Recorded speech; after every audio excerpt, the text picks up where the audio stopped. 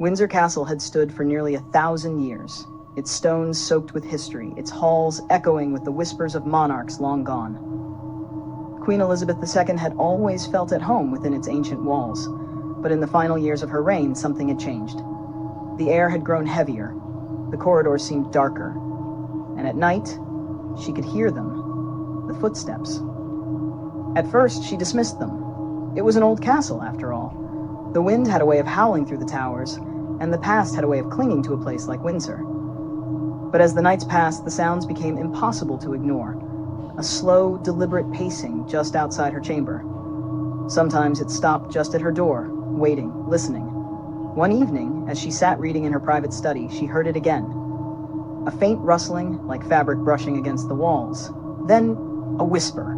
"Your Majesty, it is time." The Queen stiffened. She turned sharply, expecting to see one of her attendants, but the room was empty. Only the flickering candlelight cast long, dancing shadows against the bookshelves. She told herself it was nothing, but the unease lingered. That night, as she retired to her bedroom, a chill crept through the air, making the silk curtains tremble. The fire in the hearth flickered low, though no draft should have reached it. She lay in bed, willing herself to sleep, but just as her eyelids grew heavy, bang! The sound of a cane striking the stone floor. Her heart pounded as she sat up, gripping the sheets. The noise came again, closer this time. The distinct, slow tapping of a walking stick moving toward her door.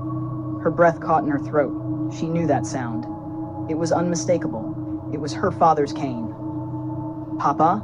she whispered before she could stop herself. Silence. Then the door creaked open, though no one was there. A cold dread settled in her bones.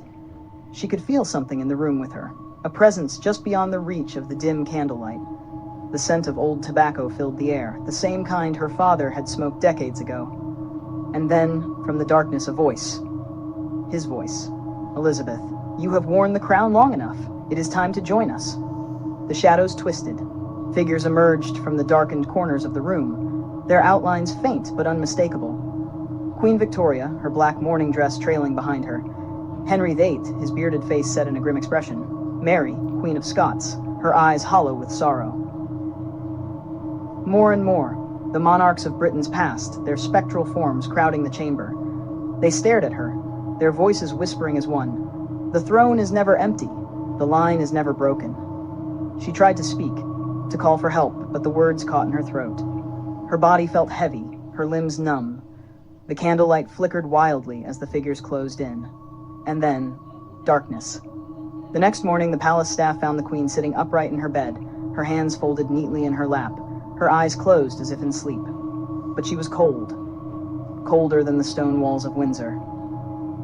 No one spoke of the strange expression frozen on her face, a look of quiet understanding, of acceptance.